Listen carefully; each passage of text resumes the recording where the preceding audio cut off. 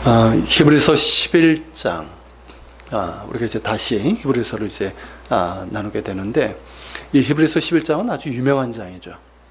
그러니까 고린도전서 13장을 사랑장이라고 부르는 것처럼 히브리서 11장은 믿음장이라고 그렇게 부릅니다. 이것은 히브리서 11장이 무엇을 강조하는 것이다? 믿음을 강조하고 있다는 것을 의미하는 것이죠. 그러니까 믿음이란 무엇인지, 또 믿음의 능력은 또한 무엇이며, 그 믿음으로 살아간 사람들까지 예로 들면서 우리에게 그러한 믿음을 갖기를 권면하고 도전하고 있습니다. 그런 까닭에 언제 봐도 이 히브리서 11장은 늘 우리의 가슴을 뛰게 하고 뜨겁게 하는 은혜가 있어요. 오늘은 1, 2절 말씀을 통해서 우리가 은혜를 함께 나누고자 합니다. 자, 1절을 다시 한번 우리 보도록 하겠습니다. 같이 한번 읽겠습니다. 믿음은 바라는 것들의 실상이요 보이지 않는 것들의 증거니. 자, 우리 이 성경, 개역개정 성경으로 보면 그 뜻이 이렇게 확 다가오진 않아요. 그러니까 우리에게 익숙한 표현은 아니에요. 그렇죠? 그러니까 보이지 않는 것들의 증거다. 이 말은 그래도 어느 정도 이제 와 닿는데, 이해가 되는데, 바라는 것들의 실상이다라는 말은 왠지 분명하게 그 뜻이 다가오지 않는 것 같습니다. 실상이라고 번역된 헬라어 단어가 뭐냐면 후포타시스라고 하는 헬라어 단어인데, 그 뜻이 뭐냐면 여러 가지 뜻이 있어요. 그러니까 어떤 것의 바탕, 기초, 실체, 본질, 이런 뜻을 갖고 있어요. 이게 비슷하지만 조금씩 뉘앙스가 좀 다르죠. 그런 의미들을 갖고 있습니다. 그래서 우리 개정은 이제 실상으로 번역을 했고, 표준 세번역 성경 아시죠? 거기에 보면 바탕으로 번역을 했어요. 그래서 이 표준 세번역이 좀 더 의미적으로는 가까이 다가오지 않나, 쉽게 다가오지 않나 하는 생각이 드는데, 자, 이것을 읽으면 어떻습니까? 표준 세번역으로 읽어보면 믿음은 바라는 것들의 바탕이요 보이지 않는 것들의 증거입니다. 그러니까 믿음은 우리가 바라는 것들의 바탕, 기초이고, 또한 우리가 볼 수 없는 것들의 증거라는 것이죠. 좀 더 쉽게 말하면, 자, 하나님께서 우리에게 주신 어떤 소망이 있어요. 그랬을 때 믿음은 그 소망의 바탕이라는 거예요. 즉, 우리가 없는 것을 바라거나 이루어지지 않을 것을 소망하는 것이 아니라 분명히 있는 것, 분명히 이루어질 것을 소망하는 것인데, 믿음이 그 바탕이라는 거예요. 그것이 분명히 있고 이루어질 것을 믿는 믿음을 말하는 겁니다. 즉, 믿음이 있는 자가 바랄 수 있는 거예요. 믿음이 있는 사람이 보이지 않는 것을 볼 수 있고, 또한 바라고 소망할 수 있습니다. 믿음이 없으면 보지 못합니다. 보지 못하니까 바라지도 못하는 거예요. 소망이 없는 거예요. 그렇기 때문에 믿음이 없는 백성은 소망이 없습니다. 보지 못하고 바랄 것도 없고 소망이 없는 거예요. 꿈이 없는 거예요. 그러니까 어때요? 망하는 거죠. 꿈이 없는 백성은 망하는 겁니다. 그러나 믿는 자는 망하지 않습니다. 왜일까요? 볼 수 있기 때문입니다. 바라는 것이 있고 소망하는 것이 있기 때문에 망하지 않아요. 믿음은 우리가 바라는 것의 바탕이고 실체입니다. 또한 믿음은 보이지 않는 것들의 증거라고 그랬어요. 즉, 지금은 보이지 않는 것들에 대한 분명한 증거가 뭐다? 믿음이라는 것이죠. 자, 우리에게는 하나님의 약속이 있습니다. 물론 이제 개인적인 어떤 약속들도 있겠지만, 이건 기본적으로 뭡니까? 성경을 통해서 주신, 특별히 예수 그리스도를 통해서 주신 약속들입니다. 자, 그 약속들이 지금 보입니까? 다 이루어졌습니까? 뭐 이루어진 것도 있지만 다 이루어진 것 아니에요.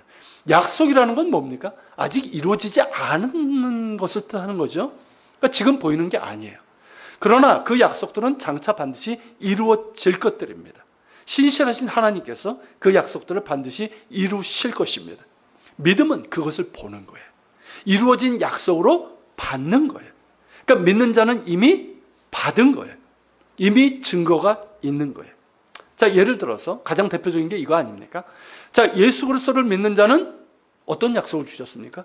구원을 받는 약속을 주셨죠. 죄 용서의 구원뿐만 아니라 영원한 구원을 받습니다.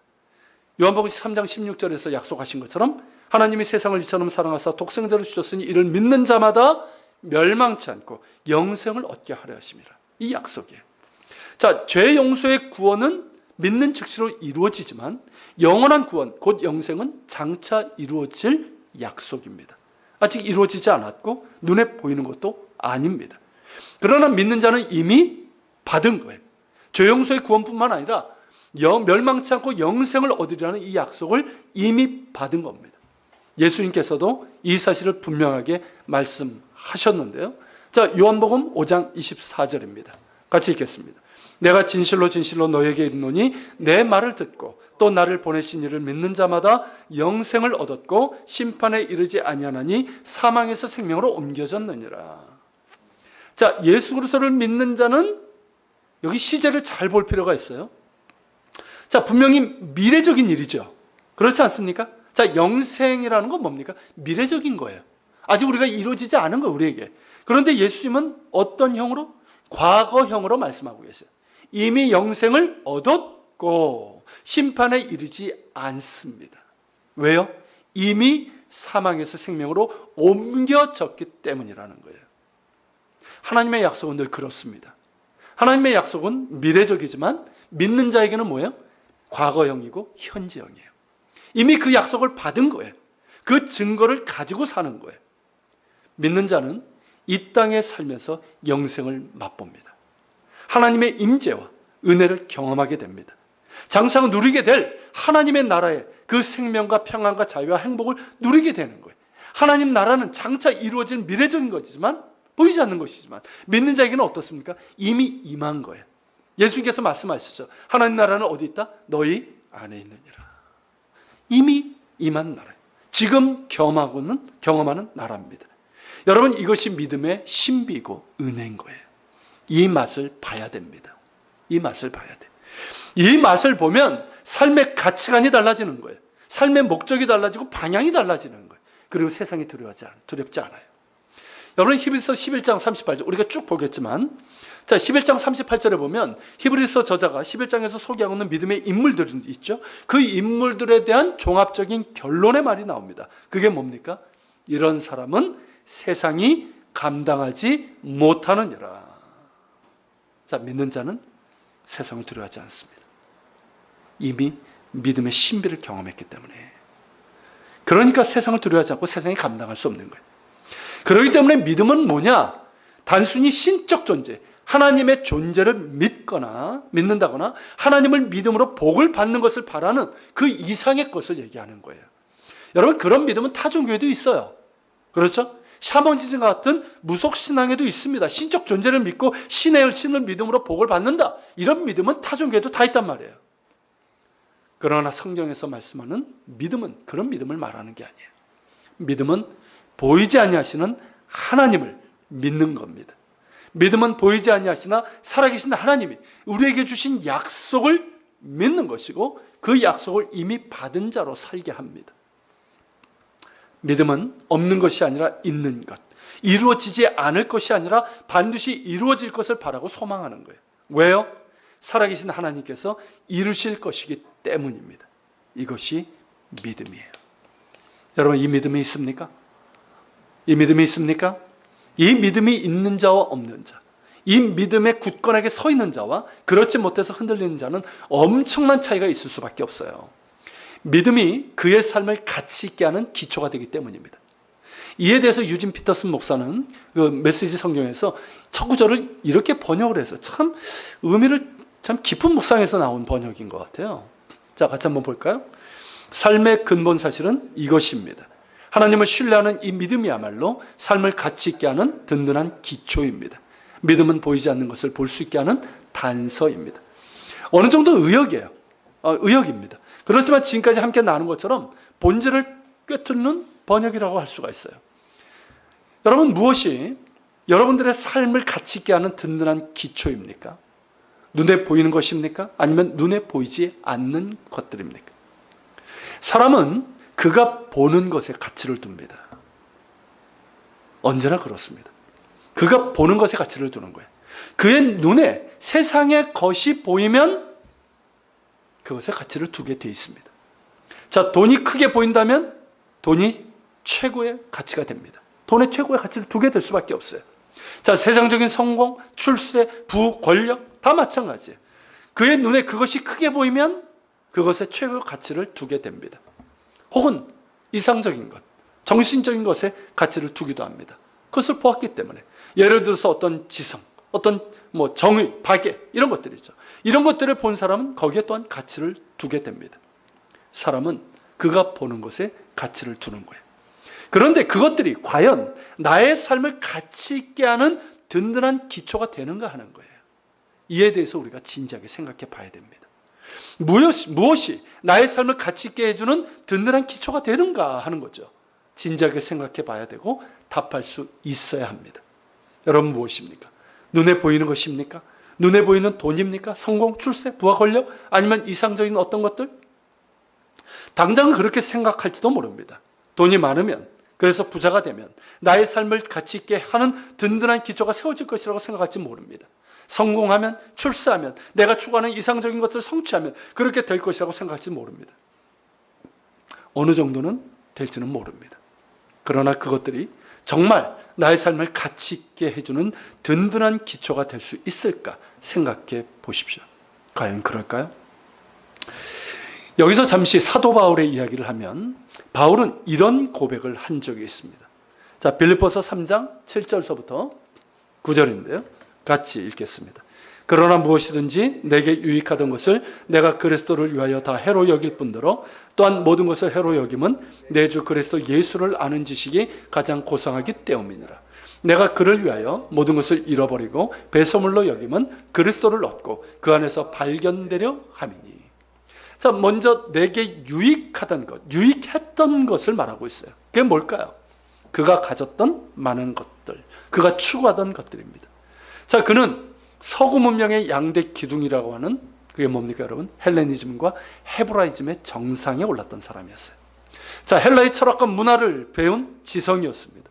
또한 유대교의 율법을 당시 최고의 랍비 가말리엘의 문화에서 배운 사람이었습니다. 장래가 총박맞는 랍비로서, 이 랍비는 단순한 성직자가 아니에요. 유대인들의 모든 삶을, 지금도 마찬가지예요. 지대한 영향을 주는 유대인들의 정말 최고의 지도자입니다.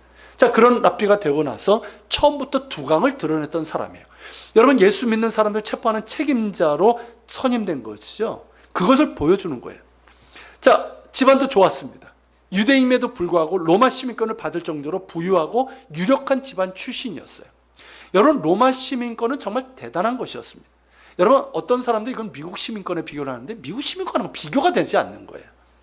여러분, 이 로마 시민권만 있으면 어딜 가든 로마인과 똑같은 권리를 행사할 수 있고 법적인 보호를 받을 수 있는 자유민으로 살 수가 있습니다. 자유와 부와 명예의 상징이에요. 바울은 이 모든 것을 가진 사람이었어요. 눈에 보이는 것들도 가졌고 보이지 않지만 헬레니즘과 유대교 율법을 통해서 그가 꿈꾸고 추구하던 어떤 이상도 있었단 말이에요. 이런 것들이 자기의 삶을 가치 있게 해주는 든든한 기초라고 생각을 했어요. 자기를 구원해 줄 것이라고 생각을 했어요. 대부분의 사람들이 그렇게 생각하는 것처럼 말입니다. 그랬던 그가 무엇이라고 말합니까? 이 모든 것들을 해로 여길 뿐만 아니라 배설물처럼 여긴다는 거예요. 정말 충격적인 말입니다. 그런데 진심이에요. 여러분, 이 말이 이해가 됩니까? 이 모든 것을 배설물처럼 여긴다는 말은 뭡니까? 이전에 가치를 두었지만 이제는 더 이상 거기에 가치를 두지 않는다는 뜻이에요. 그것들이 이제 더 이상 내 삶의 목적이 되지 못하고 우선순위가 되지 못한다는 뜻입니다. 이전에는 그것들이 내 삶을 가치 있게 해주는 든든한 기초라고 생각을 하고 그것을 얻고자 했어요. 그래서 얻었어요. 그리고 또한 계속 추구했어요. 그러나 이제는 더 이상 거기에 가치를 두지 않는다는 거예요. 그것들이 내 삶을 가치 있게 해주는 기초가 되지 못한다는 거예요. 왜? 그보다 더 큰 가치 있는 것을 찾았기 때문입니다. 그것이 무엇일까요? 예수 그리스도입니다. 예수 그리스도를 만났을 때 그에게는 엄청난 영적 지진이 일어났어요. 그의 삶의 모든 것을 뒤흔들어 버린, 완전히 뒤바꾼 영적 지진이 일어났어요. 그동안 가치를 두었던 모든 것들이 무너졌습니다. 그렇게 붙잡으려고 했고 이것만 있으면 내 삶이 가치 있고 행복할 것이라고 생각했는데 그 모든 것들이 무미한 것이 되고 만 거예요. 예수 그리스도를 만나니 그렇게 되고 말았다는 거죠. 여러분, 이해가 되십니까? 예수 그리스도를 만나니 그 안에 구원이 있어요. 죄 용서가 있어요. 자유함이 있어요. 그 안에 하나님이 계신 거예요. 하나님의 사랑이 그 안에 있고 하나님의 모든 충만하심이 그 안에 있는 거예요. 그가 추구하던 모든 것, 그 행복이 예수 안에 있는 겁니다. 그러니까 어떻습니까? 이전에 가졌고 추구하던 것들이 무의미해지는 거예요. 무가치해지는 거예요. 그것들이 내 삶을 더 이상 가치 있게 해주지 못하는 거예요. 내 인생의 목적이 될 수 없는 거예요. 오직 예수 그리스도만이 내 삶을 가치 있게 해주는 든든한 기초입니다. 바로 그 고백이에요. 여러분, 믿음은 가치 전환입니다. 믿음은 가치 전환이에요. 이전에는 눈에 보이는 것에 가치를 두었지만 이제는 눈에 보이지 않는 것에 가치를 두게 됩니다. 눈에 보이지 않지만 살아계신 하나님께 가치를 두고 나를 사랑하셔서 모든 것을 내어주신 예수 그리스도께 가치를 두는 거예요. 그리고 그분을 구하는 거예요. 그분을 더욱더 얻고자 하는 거예요. 그분을 더욱더 알고자 하는 거예요. 사도 바울의 고백이. 여러분, 이것이 믿음입니다. 예수 그리스도를 만나서 거듭난 사람은 새로운 것을 보게 됩니다. 새로운 가치를 발견하게 됩니다. 그리고 거기에 가치를 두는 거예요. 그것만이 나의 삶을 가치 있게 해주는 든든한 기초가 된다는 것을 알게 됩니다. 그것이 바로 예수 그리스도시고 보이지 아니하시는 하나님을 믿는 믿음입니다. 이제 거기에 나의 가치를 둡니다. 나의 인생의 목적이 거기 있고 살아가는 방향이 거기에 있는 거예요. 믿음은 가치의 전환이에요. 여러분은 어디에 가치를 두고 사십니까? 무엇이 행복의 기준입니까? 무엇이 인생의 목적이고 무엇을 추구하는 인생입니까? 여러분, 이것은 굉장히 중요한 질문이에요. 우리가 끝없이 질문해야 됩니다. 왜냐하면 오늘날 많은 그리스도인들의 문제가 뭡니까? 여전히 예수를 믿는다고 하면서 여전히 눈에 보이는 것들에 가치를 두고 그것이 인생의 목적이 되고 우선순위가 되어버린 채 살아가고 있기 때문입니다. 물론 우리가 하는 일들은 가치 있는 일이에요. 자, 돈 버는 것 가치 있습니다. 여러 가지 목표를 세우고 노력하고 추구하는 것들 역시 나름대로 가치가 있어요. 그러나 그것들이 내 삶을 가치게 해주는 기초는 아니라는 거예요. 이해가 되십니까? 내 인생의 목적이 아니라는 거예요. 내가 추구하는 삶의 본질이 될 수 없다는 거예요. 내 삶을 가치 있게 해주는 든든한 기초는 바로 예수 그리스도십니다. 예수 그리스도를 믿으며 또한 보이지 아니하시는 살아계신 하나님을 믿는 믿음이에요. 이 믿음이 나를 가치 있게 해줍니다. 내 삶을 진정으로 가치 있게 해주고 든든한 기초가 되는 거예요. 나의 내면과 삶을 풍성하게 해주고 참된 행복을 누리게 합니다. 그렇기 때문에 흔들리지 않는 거예요. 유혹에 흔들리지 않습니다. 고난 가운데서도 감사할 수 있어요. 힘겨운 상황 가운데서도 절망하지 않고 소망을 갖고 살아갈 수 있어요. 소망 중에 즐거워할 수 있는 거예요. 소망 중에 바라며 꿈을 갖고 살아갈 수 있는 거예요. 하나님께서 주신 약속과 소망을 이미 얻은 자 아닙니까? 그렇기 때문에 날마다 감사하며 힘을 얻고 꿈을 갖고 살아갈 수 있는 거예요. 여러분, 2절에 보면 선진들은 뭐라고 되어 있습니까? 이로써 증거를 얻었느니라 라고 했어요. 선진들은 누굽니까? 히브리서 11장에 소개된 믿음의 사람들을 얘기하는 거예요. 자, 그들은 믿음으로써 증거를 얻었어요. 즉 뭐냐면 보이지 아니하시는 하나님을 믿고 하나님께서 주신 약속을 이미 받은 그 믿음으로 살았다는 거예요. 그래서 하나님의 인정을 받았다는 뜻이에요. 그러한 믿음으로 살았기 때문에 그들은 세상 사람들과는 전혀 다른 삶을 살 수 있었다는 겁니다. 여러분, 우리가 믿지 않는 사람들과 구별될 수 있는 특징이 과연 뭘까요? 여러분, 세상 사람들과 믿지 않는 사람들과 구별될 수 있는 특징이 뭘까요? 주일날 교회 다니는 것? 아니에요. 믿음 아니겠습니까? 그렇지 않아요? 이 믿음은 눈에 보이는 것을 쫓는 삶이 아니란 말이죠. 자, 세상 사람들은 눈에 보이는 것을 쫓아갑니다. 거기에만 가치를 둡니다. 그것이 삶의 목적이 되고 그게 우선순위예요. 그러나 우리는 눈에 보이지 않는 것을 보는 사람들이에요. 보이지 않는 것을 바라며 소망하는 가운데 하나님의 인정을 받는 믿음을 가진 사람들이에요. 하나님의 약속을 받는 믿음입니다. 이 믿음이 우리가 세상 사람들과 구별될 수 있는 특징이란 말이죠. 이 믿음은 세상을 이기는 믿음이고 세상이 감당할 수 없는 믿음입니다. 하나님께서 인정하시는 믿음이에요. 이 믿음이 우리 가운데 있기를 축원합니다. 여러분, 믿음이 보이지 않는 것을 보는 것이고 보이지 않지만 하나님께서 주신 약속과 소망을 바라는 것이라고 했어요. 자, 이 말을 우리 교회에 적용해 보면 어떨까요? 제가 어제 말씀을 준비하다가 계속 이 생각이 들었습니다. 자, 모든 교회가 마찬가지지만 우리 교회의 경우 눈에 보이는 것과 보이지 않는 것이 너무나 확연하게 분명합니다. 그렇죠? 자, 일단 눈에 보이는 것들은 어떤 것들입니까? 뭐 어렵지 않잖아요. 뭐 그냥 한눈에 다 보이는데. 개척교회죠. 작고 연약한 교회. 여러 가지 환경이나 시스템이 갖춰지지 않은 교회의 모습입니다. 일단 우리 자신을 보면 어떻습니까? 뭐 그렇게 선한 것도 없고요. 소망이 없어 보이는지도 모르겠어요. 이것이 눈에 보이는 현실입니다. 그러나 우리는 눈에 보이지 않는 것을 보는 사람들입니다. 보이지 않지만 살아계셔서 우리와 함께 하시는 하나님을 믿는 믿음이 우리 안에 있습니다. 하나님께서 우리 교회에 주신 비전과 꿈이, 소망이 있어요. 하나님께서 우리를 통해서 이루실 일들과 행하실 일들을 우리는 믿음의 눈으로 바라봅니다. 이 믿음이 우리에게 있습니다. 그러기에 우리는 작지 않습니다. 믿지 못하고 보지 못하는 자가 작은 것이고 믿고 보는 자는 작지 않습니다. 오히려 큰 자이고 강한 자예요. 어제도 남성 사랑방에서 커피 전도를 했습니다. 집사님 한 분이 그럽니다. 어제 아침에 새벽 기도를 이렇게 하는데 이상하게도 자기 뜻과 상관없이 우리 교회 200명을 달라는 기도가 나오더랍니다. 그런 소망이 생기더래요. 여러분 빌립보서 2장 13절에 보면 이런 말씀이 있습니다. 읽어볼까요? 너희 안에서 행하시는 이는 하나님이시니 자기의 기쁘신 뜻을 위하여 너희에게 소원을 두고 행하게 하시나니. 여러분 이 말씀처럼 우리에게 소망을 두고 그러한 기도를 하게 하시는 분은 하나님이십니다. 우리 안에서 행하시는 하나님께서는 우리에게 소원을 두고 행하시는 분이십니다. 이것이 소망이고 비전이고 믿음인 거예요. 그리고 그대로 이루어 주실 것이라고 믿습니다. 그리고 우리 모두에게 동일한 소망과 비전과 믿음이 부어지기를 축원합니다. 제가 예전에 청년들을 데리고 몽골 단기 선교를 간 적이 있는데 몽골의 수도 울란바타르에 가장 큰 극장을 빌려가지고 찬양 전도 집회를 했습니다. 자, 얼마나 크냐 하면 좌석이 무려 1000석입니다. 그게 제일 큰 극장이에요. 1000석. 자, 한참 기도하고 준비하고 있는데 현지 사역자가 그럽니다.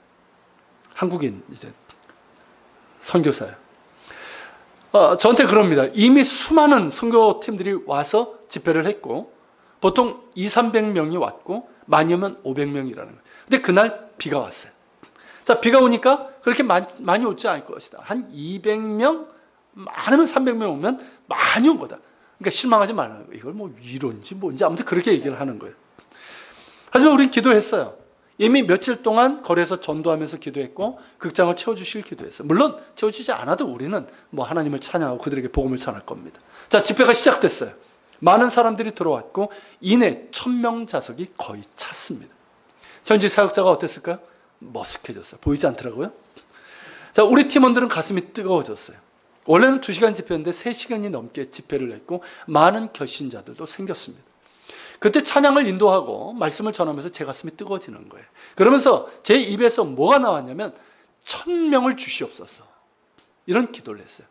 그런 소망이 생겼고 그런 기도가 나왔습니다. 그리고 단기 선교를 마치고 돌아와서 제가 청년들에게 1000 비전을 선포했어요. 그때 청년예배에 참석하던 청년들의 수가 몇이었냐면 150여 명. 제가 1년 반 후에 이스라엘을 갔는데요. 그때까지 채워지지 않았습니다. 그러나 저는 1000 비전을 품고 계속 기도했습니다. 그리고 텔아비브 요바교회를 담임하게 되었는데 4년 반 동안 목회하는 동안 얼추 300여 명의 청년들을 만났어요. 어른들까지 하면 500명이 넘습니다. 그때도 1000 비전을 품고 기도했어요. 그리고 지금도 그렇습니다. 지금도 저는 1000 비전을 품고 기도합니다. 새벽마다 주님 이걸 가지고 기도합니다. 1000명 목회해달라는 차원이 아니에요. 그러니까 큰 목회해달라는 그런 기도가 아닙니다. 그러려면 뭐 10,000명, 한 10만 명 구해야죠. 그런 기도가 아니에요. 어떤 기도냐면 예수 그리스도를 만나서 하나님을 알고 하나님을 기뻐하고 하나님을 구하고 하나님 나라를 꿈꾸며 구하는 그런 1000명을 달라는 기도입니다. 저는 이 기도를 계속합니다.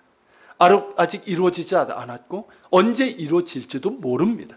지금까지 내가 목회하면서 만난 사람들까지 포함하는 건지 예한교회를 통해서 이루어질 것인지도 알지 못합니다. 그러나 저는 계속 1000 비전을 가지고 기도할 겁니다.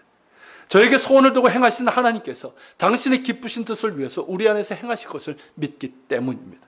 저에게 그런 소원을 주셨고 우리 집사님에게 그런 소원을 주셨다면 하나님께서 그것을 행하시겠다는 뜻으로 저는 믿습니다. 그러기에 여러분 우리에게 필요한 것은 뭘까요? 우리에게 필요한 것은 믿음입니다. 믿음의 그릇이 필요합니다. 믿음은 하나님의 약속을 받는 그릇입니다. 하나님께서 행하시고 이루실 은혜와 축복을 담아내는 그릇이에요. 하나님의 약속엔 이 모든 것이 포함되어 있어요. 그러나 믿음의 그릇이 없다면 담아낼 수가 없습니다. 이 믿음의 그릇이 우리에게 필요합니다. 이 믿음의 그릇이 준비될 때 하나님께서 우리에게 소원을 두고 행하시고 또한 이루어 주실 것입니다. 믿음은 보이지 않는 것을 보는 겁니다. 믿기에 보는 거예요. 믿기에 보는 거예요. 보기에 바라고 소망하는 겁니다. 이 믿음과 소망이 우리 모두에게 있기를 바랍니다. 여러분 함께 믿고 바라고 함께 열심히 기도합시다. 여러분 기도와 금식에는 이런 이유가 나아갈 수 없다고 하셨죠. 여러분 믿는 자는 기도합니다. 소망하는 자는 기도합니다. 열심히 기도합시다. 그리고 열심히 전도합시다. 여러분들은 열심히 전도하고 저는 열심히 그리고 올바르게 말씀을 전하는 것으로 합시다. 또한 우리 모두가 열심히 사랑하고 섬기면서 주님만 주인 되시고 주님의 뜻이 이루어지는 건강하고 복된 교회를 세워나갑시다. 우리에게 믿음을 주시고 믿음 안에서 보게 하시고 소망을 주시고 바라게 하시는 하나님께서 이미 주신 증거대로 이루어 주실 것입니다. 같이 기도하겠습니다.